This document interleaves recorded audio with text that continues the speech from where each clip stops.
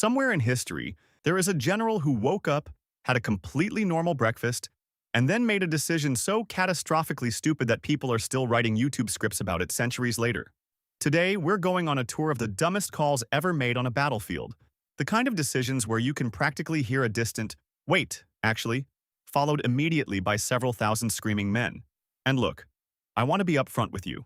War is genuinely horrific, and every one of these stories ends with real people paying the price for someone else's ego. But if humanity insists on repeating the same mistake in a slightly different costume every 50 years, the least we can do is point and laugh a little before we cry. So grab whatever you're drinking, get comfortable, because we've got a lot of terrible decision-making to get through. Let's start with a battle where an army defeated itself. No, seriously. Stay with me here. 1788. The Austrian army is fighting the Ottomans near a town called Caransebeş, and they've just set up camp for the night. A group of scouts crosses a river to check for enemy movement, and they run into some Austrian cavalry hussars who'd wandered off to buy schnapps, because apparently that's just something soldiers did back then. Is buy liquor mid-campaign, no big deal. Very normal wartime behavior. Somebody makes a joke, somebody else takes it the wrong way. A hussar yells, the enemy," and suddenly 10,000 exhausted, half-drunk soldiers in the pitch dark are convinced the Ottomans have launched a surprise attack. Units start firing at shapes in the darkness. Those shapes are other Austrian units. Officers are screaming orders that contradict each other. Someone panics and starts yelling that it's actually enemy cavalry charging, which sends the whole camp into a full stampede.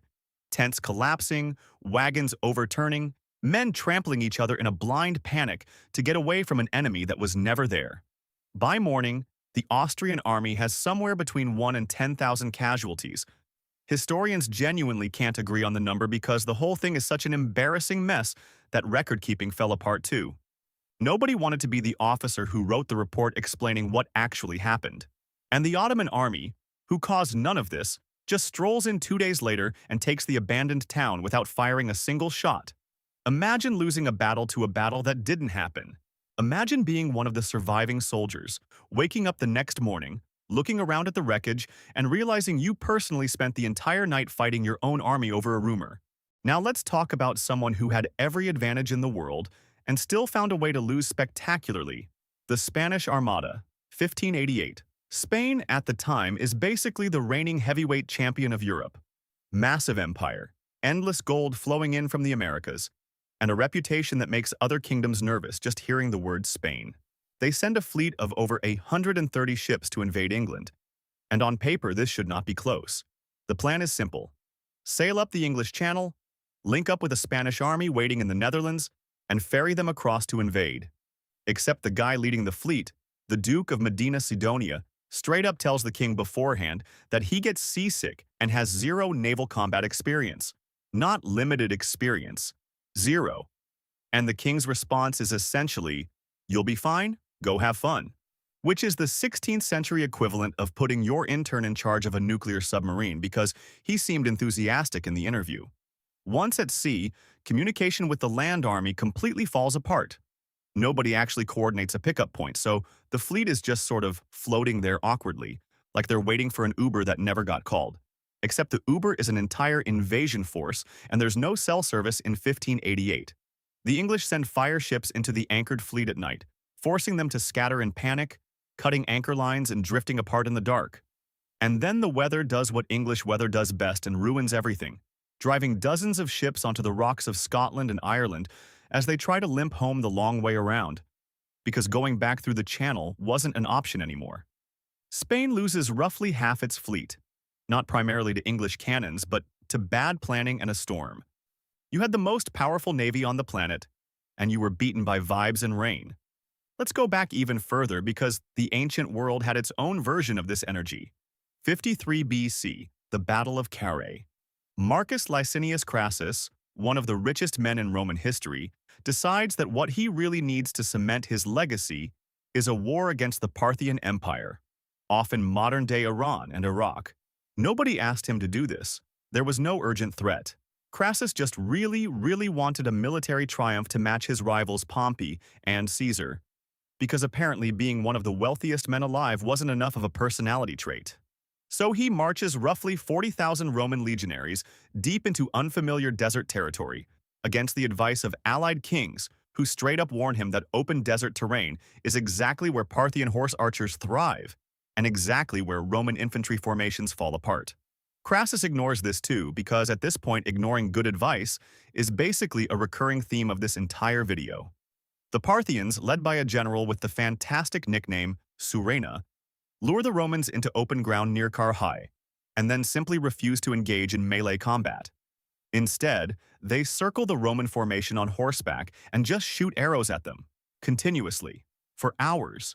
The Romans, expecting the Parthians to eventually run out of arrows, are stunned to learn that the Parthians brought an entire baggage train of camels loaded with spare ammunition, specifically so they wouldn't run out.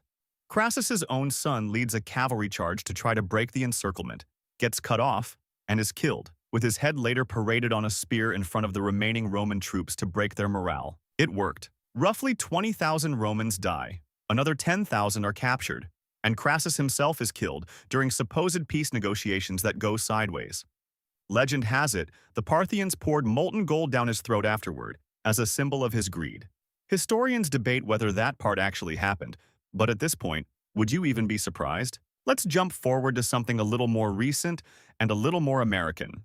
The Battle of Little Bighorn, 1876. George Armstrong Custer is, by most accounts, a guy who genuinely believed his own hype.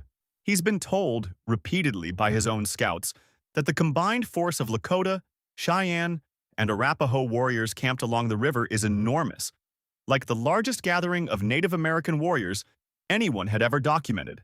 His scouts basically say, "Sir, there are more people down there than we have bullets." And Custer's plan, brilliantly, is to split his already outnumbered force into 3 smaller groups and attack immediately, without waiting for reinforcements that were literally on the way. Why? Because he was worried the encampment might scatter before he got the glory of capturing it. He wanted the win before backup arrived, so he wouldn't have to share credit. This is a man losing a battle because he didn't want to split a participation trophy. Within about an hour, Custer's immediate command of over 200 men is completely wiped out. Not suffers heavy losses. Wiped out. All of them. Because the guy in charge cared more about being the hero of the story than about basic troop math. Here's a pattern you're probably starting to notice. A shocking number of these disasters come down to one guy's ego overriding everyone else's better judgment. Which brings us to Gallipoli, 1915, one of the most infamous blunders of the First World War. The Allies want to knock the Ottoman Empire out of the war and open up a supply route to Russia. So the plan is to land troops on the Gallipoli Peninsula, in Turkey, and push through to Constantinople. Solid goal. Terrible execution. British naval attacks earlier in the campaign had already tipped off the Ottomans that an invasion was coming, so by the time troops actually land, the Ottoman defenders have had months to dig in on the high ground with machine guns pointed directly at the beaches. It's basically the worst possible spawn point in a video game, except you can't respawn. Troops land in the wrong spots due to strong currents nobody accounted for, maps are outdated, and commanders keep ordering frontal assaults up steep cliffs into entrenched machine gun nests because apparently nobody had a better idea. The campaign drags on for 8 months, resulting in over 250,000 Allied casualties. For a peninsula they eventually abandon entirely. The one silver lining, and I mean this in the driest way possible, is that the withdrawal itself was executed almost flawlessly with barely any casualties, meaning the single most competently run part of the entire campaign was leaving. Speaking of the First World War, we can't skip the charge of the Light Brigade, even though technically that's the Crimean War, 1854. But it fits the theme so perfectly I'm not skipping it on a technicality. The British High Command wants a cavalry unit to prevent Russian forces from removing captured guns from a ridge. A perfectly reasonable order.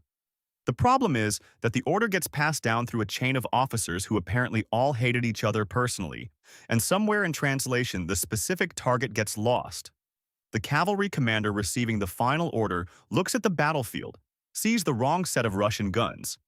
Heavily fortified ones at the far end of a valley, guns from multiple directions, not the nearby lightly defended set the original order meant, and, instead of asking for clarification, just says, well, orders are orders, and charges directly into them anyway. 600 cavalrymen charge over a mile down an open valley directly into cannon fire from three sides. It is, and I cannot stress this enough, exactly what it sounds like. Roughly a third of the brigade becomes casualties within about 20 minutes, and the whole disaster becomes so infamous that a poem gets written about it almost immediately, because nothing says, "we messed up," like turning your own catastrophic failure into a piece of celebrated literature that gets memorized by school children for the next 150 years. Let's do one more from the ancient/medieval world, before we swing back to more modern disasters. The Battle of Agincourt, 1415, though from the French side this time, since everyone already knows the English underdog story. The French have a massive numerical advantage over the invading English army, outnumbering them by potentially 3 or 4 to 1, plus better rested troops on their own home turf. All they have to do is not be stupid. So naturally, the French nobility, obsessed with personal glory and afraid of being upstaged by rival lords, refused to organize a coherent chain of command because apparently everyone wanted to personally lead the charge and nobody wanted to defer to anyone else. The battlefield itself is a recently plowed, rain-soaked field, which nobody accounts for. The French decide the best plan is a massed frontal cavalry and infantry charge directly across this field, which by this point has been turned into a knee-deep mud pit by rain and thousands of trampling boots. Heavily armored French knights, wearing what amounts to a small car's worth of metal, get bogged down in mud, so thick some of them can barely lift their legs, all while English longbowmen rain arrows down on them from the flanks completely unbothered because they're lightly equipped and standing on solid ground. Men literally suffocate face down in the mud, unable to get back up under the weight of their own armor, sometimes crushed by their own retreating countrymen falling on top of them. The English, despite being outnumbered and exhausted from a long march, win decisively, in large part because the French leadership couldn't agree on a plan and then chose to fight on the one battlefield most guaranteed to neutralize their biggest advantage. Let's do one more, and this one's almost comedic in how avoidable it was. Pickett's Charge, the final major assault of the Battle of Gettysburg, 1863. Confederate General Robert E. Lee, generally considered a tactically sharp commander, decides the winning move is to send roughly 12,000 men on a mile-long march across completely open farmland, directly into the teeth of Union artillery and rifle fire positioned on elevated ground. His own second-in-command, General Longstreet, straight up tells him this is a terrible idea beforehand. Like, explicitly says, out loud, "I don't think there's a body of men in the world who can do this successfully." And Lee, for reasons historians still debate, goes ahead with it anyway. The result is exactly what you'd expect from marching 12,000 men across a mile of open field with zero cover. Roughly half of them become casualties in under an hour. It's considered the turning point that broke the Confederate Army's offensive capability for good. You had a guy in the room telling you it wouldn't work, and the plan still happened anyway. That's not bad luck. That's just not listening. One more modern example, because it perfectly bookends where we started with Caransebe's. Operation Market Garden, 1944. The Allies, riding high after breaking out of Normandy, get a little overconfident and design an extremely ambitious plan to drop paratroopers deep behind German lines to seize a chain of bridges, allowing ground forces to punch straight into Germany and, optimistically, end the war by Christmas. The plan requires absolutely everything to go right, with almost zero margin for error, relying on tight timing across multiple drop zones, fragile radio communications, and a single road for tanks and supply vehicles to advance on. A road that becomes known, grimly, as Hell's Highway. Intelligence reports actually come in beforehand indicating that 2 elite German panzer divisions happen to be resting and refitting in exactly the area where British paratroopers are meant to land near the town of Arnhem. This intelligence is downplayed and largely dismissed by planners who are, at this point, riding a wave of momentum and don't want to hear anything that complicates the plan. Radios fail almost immediately due to incorrect frequency settings, meaning units on the ground can't properly coordinate with each other or call in support. The armored column advancing along the single road gets bottlenecked and delayed by blown bridges and fierce resistance, arriving far too late to reinforce the paratroopers holding the final bridge at Arnhem. British paratroopers end up fighting a desperate days-long battle against those exact panzer divisions everyone chose to ignore. eventually forced to withdraw with devastating losses. The operation, meant to end the war early, instead becomes a byword for overreach, immortalized later in the phrase, "a bridge too far." A line originally meant as a warning from a planner before the operation even started and completely ignored. Same as every other warning in this entire video. So what do we actually learn by lining these up next to each other?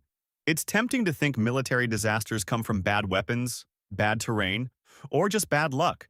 And sometimes they genuinely do. But look at the thread running through almost all of these. An Austrian army that panicked in the dark because nobody communicated clearly. A Spanish king who promoted confidence over competence. A Roman general who marched into the desert because he wanted a trophy to match his rivals. A cavalry commander who charged into the wrong guns because he was too proud to ask for clarification.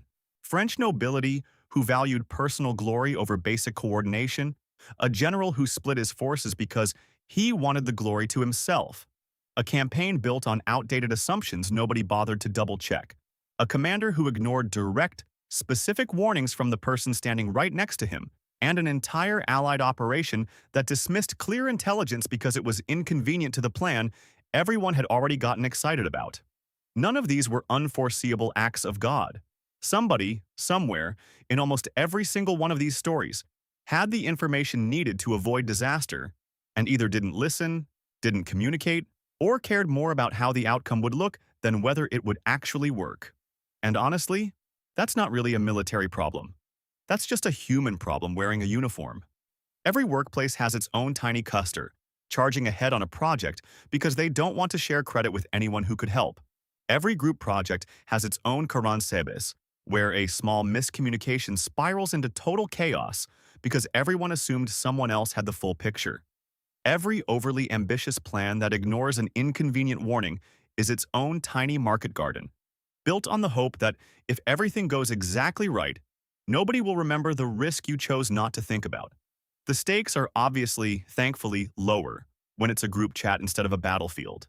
But the underlying mistake, ego over evidence, confidence over communication, is exactly the same. History doesn't repeat itself because we're doomed. It repeats itself because listening to the person telling you it's a bad idea has never once stopped being hard. And somehow, century after century, empire after empire, army after army, we keep proving that all over again.